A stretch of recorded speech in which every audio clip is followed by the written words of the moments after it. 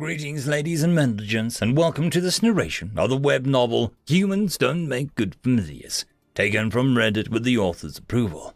If you are new to the series, there is a playlist linked in the description. And as always, I hope that you enjoy. Chapter 30. Okay, she said. Just let me know when you're ready. With that, I went around my house, grabbing a few things that I thought might come in handy and throwing them into my backpack. Okay, Suma, I'm ready.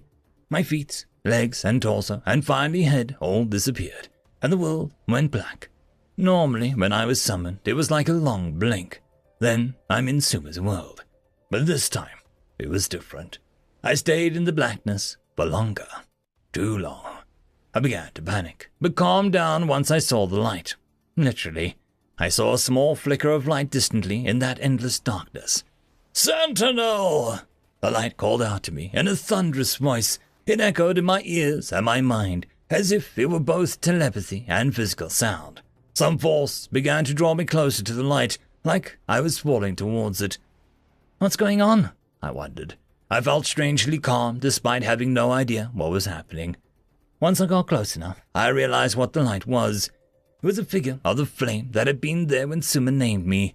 This time, I could see that it was much more clearly. It was humanoid, for the most part, but had colossal leathery wings and a python-sized tail with spikes at the end. It was made entirely out of what seemed like fire or raw energy. Looking at it felt like staring at the sun. "Sentinel!" he called out again, but softer this time, and his voice was more human now. "What are you?" I asked as I came to a floating stop before it. I was maybe 20 feet away from him, and I saw that its body was shifting and remolding itself. Parts of it would be fairly human, then immediately shifted to something more reptilian. "I am," it said in a human voice, but instantly it switched to a thunderous voice again, and its head took on a more reptilian features. "Your doom!" The head transformed back into a humanish shape and spoke once again in a calm voice.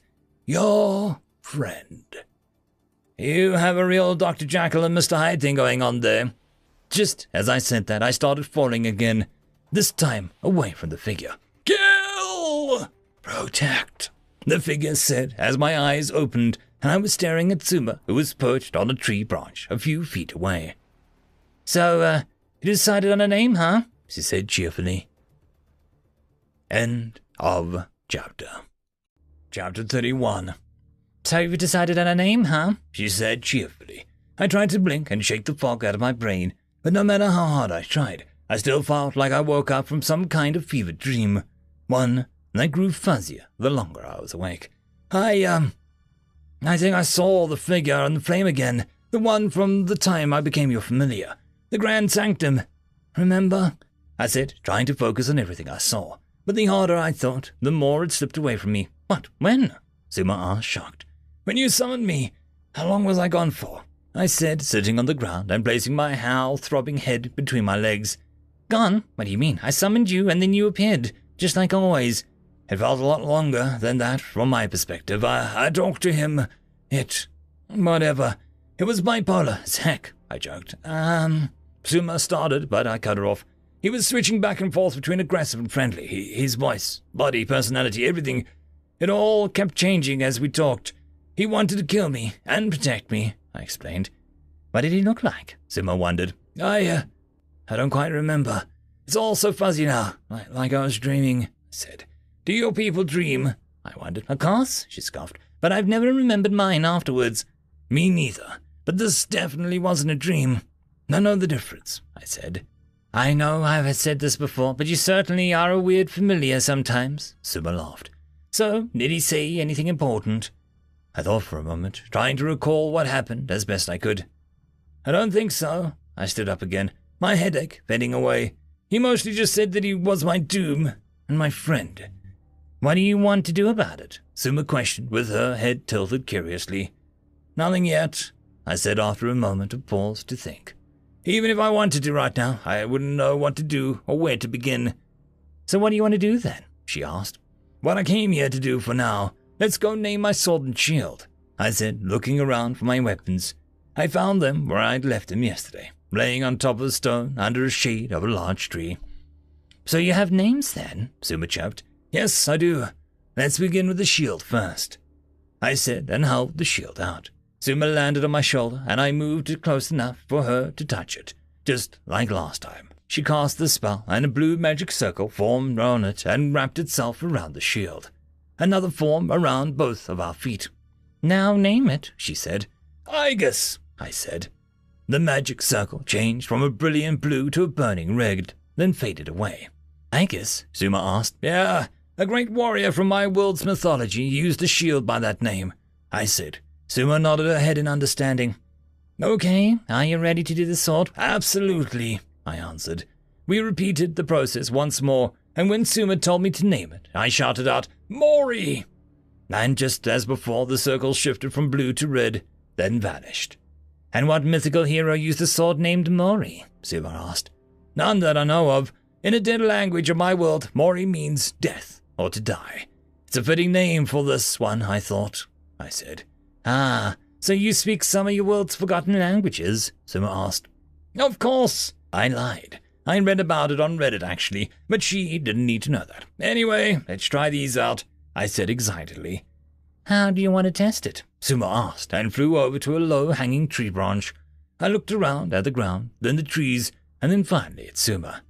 I don't think you could lift a stick up and whack me with it, so why don't you just cast an attack spell at me, I suggested. Suma looked nervously at the ground they'd shifted on her branch. I don't know. That doesn't seem like a great idea, she said hesitantly. It needs to be able to defend against magic as well as physical attacks, so it's better to find out, if it can, in practice than on the battlefield, I told her. She still seemed uneasy, but agreed, and took a position on a rock a few meters away. Ready? She asked warily. Ready, I confirmed. Suma closed her eyes for a moment, and then snapped them open again, as she began to speak. Flames gather in my presence, form and shape into a bolt and pierce my enemies. As she spoke, small embers began to flicker in front of her and stretch out into a dart-like shape. Then they erupted into a scorching yellow flames. Fly, crimson bolt, she shouted, and the bolt of fire flew at me at the speed of a thrown softball. I instinctively raised my shield to cover my head and positioned my body behind it as well. I felt the force of the magic hit my shield, but it didn't pierce through. I peeked my head over slowly and examined the shield before looking back at Suma. I think it worked, I said, smiling like a goofball. Are you okay? She asked, worried. I'm perfectly fine. I just blocked everything. I didn't even feel the heat, I told her. She sighed, relieved. Now let's test the summoning part. I placed Aigis on the ground and walked away a few meters before calling it out to it. Just like Destiny, it disappeared in a flash and reappeared right back at my left arm, just like I wanted. Ready to test Mori? Suma asked. I said, sending Aigis away and summoning Mori. Mori! It almost instantly blinked into existence in my right hand. Well, that part works, I joked. It's a weapon made to cut things, right? What will you test it on? Suma wondered. First, I want to test the balance. I took fencing in high school, so I know how I can use it, but I'm worried about its strength. I'll just test its edge later on some fruit and logs, I explained. I started swinging the sword a bit, just some simple thrusts and downward slashes at first. But once I started to get a feel for it, I began doing mock parries and other advanced techniques. I could feel Suma's eyes on me, staring in some mix of awe and concern. I sent Mori away and asked if she had any fruit. Suma snapped out of fixation and jolted. Huh? Oh yes, in town we can buy several kinds of fruit. I asked her to fly there and then summon me so that I could buy some to test Mori with. She took off, and I was left alone. Well, so I thought. Hey, you! End of chapter. This is a special thank you to the one, the only, the legendary Eric Hino, who has become the only Tier 6 patron. I just want to thank the T5 patrons and channel members. Bob the Dragon, Cam Maxwell, Casper Arnholtz, Estrella the Dreamer, Tryagain95, Fudic Yol, Meridian117, Alithia, Jordan Bucksborn, Angry Marine, Albard Gusta, and Barkey. Thank you very much. And that, my friends, concludes this video. I hope that you enjoyed. There are links down below, both to support this channel and for the author of this fiction. Anyways, I hope you all have a fantastic one, and I'll see you next time. Cheers.